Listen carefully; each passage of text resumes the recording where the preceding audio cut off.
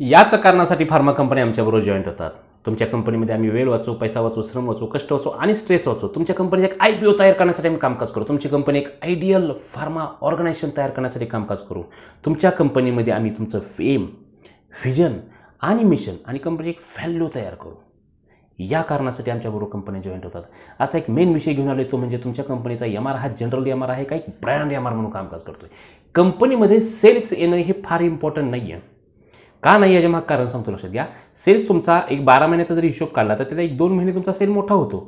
तुम्ही काय करता, त्या MR कंटिन्यू करता। मेन प्रॉब्लेम काय लक्षात घ्या की तुमच्या कंपनीचा MR हा ब्रँड होण्याचं इम्पॉर्टंट आहे। जर तुमच्या कंपनीमध्ये तुमचा MR ब्रँड होत नाही तर तो लक्षात घ्या तो जनरल MR आहे। जनरल MR, स्मार्ट MR आणि ब्रँड MR ह्या 3 स्टेजमध्ये तुमचा MR कुठं नक्की बसतो। ऑब्झर्वेशन पक्क असावं। आपला MR धरून चला की प्रोडक्ट बरोबर काही विकतो का, प्रोडक्ट बरोबर काही विकतो का म्हणजे काय ट्रिप देतो का डॉक्टरांना, दुसरी गोष्ट काय पैसा देतोय का, कंपनी सांगाल तसं करते। MR काय वेगळं काही कामकाज करत नाही, लक्षात घ्या। जे कंपनी सांगते तेच करतं कामकाज। मग नक्की तुमचा MR ट्रिप देतोय का, पैसा देतोय का, काही गिफ्ट देतोय का, काही वेगळ्या पद्धतीने कामकाज करतोय का, स्कीम मागे जास्त फोकस आहे, नक्की कशामागे फोकस आहे। जर यापैकी काही घटना असते तर तुमचा MR जनरल MR म्हणून कामकाज करतो। एक जनरल तर तुमचा सेल ही जनरलच आहे, म्हणून 12 महिन्यापैकी 2 महिने काय ते तुमचा सेल प्लस महिने झालेला आहे। 2 महिने सेल जास्त आहे, लक्षात घ्या। बाकीचे 8 महिने, 9 महिने म्हणा किंवा 10 महिने म्हणा, सेल फक्त थंड आहे। तरी तुम्ही म्हणता की नाही आमचं जरा बरं चाललंय, आज होईल, उद्या होईल, परवा होईल, तेरा होईल। नाही साहेब, साफ चुकीचं आहे। जनरल MR हा कंपनीसाठी हा काही दिवसानं घातक ठरतो, म्हणून तुम्ही त्याला काढून पण टाकता, नवीन MR घेता, परत काढून टाकता, अशा वेगवेगळ्या घटना लक्षात। किंवा काही MR लोक निघून जातात का, तर त्या कंपनीमध्ये त्या MRला रेप्युटेशन मिळत नाही किंवा त्याला वाटत नाही की ह्या ठिकाणी माझी ग्रोथ आहे। या कारणासाठी काय कामकाज करावं तर कायमस्वरूपी लक्षात घ्या, मी नेहमी म्हणतो लक्षात, तुमच्या कंपनीचा MR हा स्मार्ट MR किंवा ब्रँड MR बनला पाहिजे। ब्रँड MR म्हणजे नक्की करतो काय, ब्रँड MR हा फक्त आणि फक्त प्रोडक्ट विकत नाही तर तो विकतो मार्केटमध्ये, लक्षात घ्या, कॉन्टेंट मार्केटिंग। कॉन्टेंट मार्केटिंग म्हणजे काय लक्षात घ्या, तुमच्या प्रकारचं वेगळ्या पद्धतीचं कॉन्टेंट मार्केटिंग काय करायचं जातं।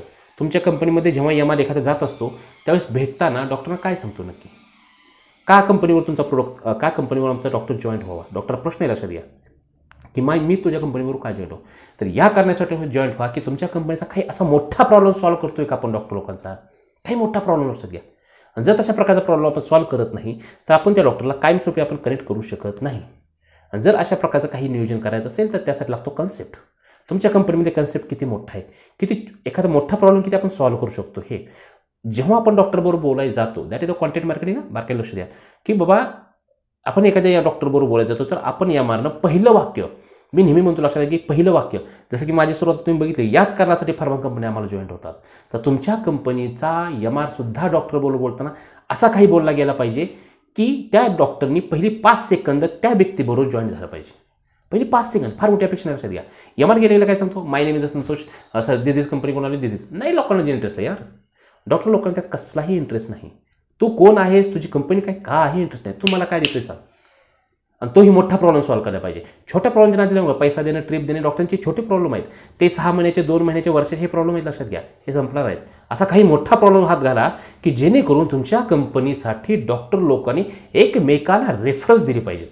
That is the brand MR। Brand MR हा कायमस्वरूपी लक्षात घ्या रेफरन्सनं चालतो। ब्रँड MR तयार करा, कंपनीमध्ये जनरल MRच्या नादी लागू नका, फेल व्हाल, लक्षात घ्या। तर तुमच्या कंपनीमध्ये कॉन्टेंट मार्केटिंग फार इम्पॉर्टंट आहे। मग कॉन्टेंट मार्केटिंग किती असावं, दुसरी गोष्ट कंपनीचा बेनिफिट किती टक्के सांगावा, दुसरी गोष्ट सेल्फ बेनिफिट कशा पद्धतीने असला पाहिजे, आणि तुमच्या कंपनीमध्ये प्रोडक्ट हा कधी सांगावा, पिक्चर क्लिअर असावं, लक्षात घ्या। प्रोडक्ट हा कंपनीमध्ये 100% इम्पॉर्टंट आहे, पण त्याला कधी सांगावं हेही समजलं पाहिजे। या कारणासाठी तुम्ही जॉईन झाल्यानंतर लक्षात घ्या, तुमच्या कंपनीचा MR जॉईन तुमच्या कंपनीत झाल्यानंतर त्याला शिकवा की ब्रँड MR बन, जनरल MR राहू नको, संपून जाल, लक्षात घ्या। आणि मार्केटमध्ये सरासरी 70 ते 80% लोक हीच आहेत। काही कंपन्या ज्या चालल्या आहेत त्या ब्रँड MRवर चालल्या आहेत आणि त्या कंपन्या वेगवेगळ्या पद्धतीने कामकाज करत आहेत, त्यामुळे डॉक्टरचं कनेक्शन वाढलं आहे। सेलच्या मागे फार मोठं लागू नका, लक्षात घ्या, तुम्ही मोठ्या सेलच्या मागे जास्त लागा, तेव्हा कुठं तुम्हाला ब्रँड MR तयार होते, तुमच्या कंपनीमध्ये एक वेगळ्या पद्धतीचं वातावरण तयार होईल, लक्षात घ्या। तुमच्या कंपनीमध्ये लोक जॉईंट होण्यासाठी कामकाज करतील। या कारणासाठी तुम्ही लक्षात घ्या की ओनर लोकांनी पहिला ट्रेनिंग प्रोग्राम हातात घ्या, दॅट इज द SPB म्हणजे काय, सक्सेसफुल फार्मा बिझनेसमॅन। MRला ट्रेन कसं करायचं, MRला ब्रँड MR कसं बनवायचं, या कारणासाठी आम्ही तुम्हाला जॉईंट व्हा। जर तुमच्याकडून जमत नसेल ठीक आहे, मग आमच्याकडे MRला पाठवा, आम्ही त्याला शिकू की ब्रँड MR कसं बनायचं। या कारणासाठी भरपूर लोक आमच्याबरोबर जॉईंट होतात। तुमच्या कंपनीचा वेळ वाचतोय, पैसा वाचतोय आणि स्ट्रेस वाचतोय। MRला जर डेव्हलप केलं तर या 3 गोष्टींमध्ये तुमचा नफायचा आहे, तेव्हा तुमच्या कंपनीचं एम पूर्ण होईल। तेव्हा तुमच्या कंपनी एक IPO लेवलला जाण्यासाठी एक पात्र होईल. 1-2 EMR घडवा सुरुवातीला, अनुभव घ्या, त्याच्यानंतर कामकाज करा. ओके, विजयी भाऊ.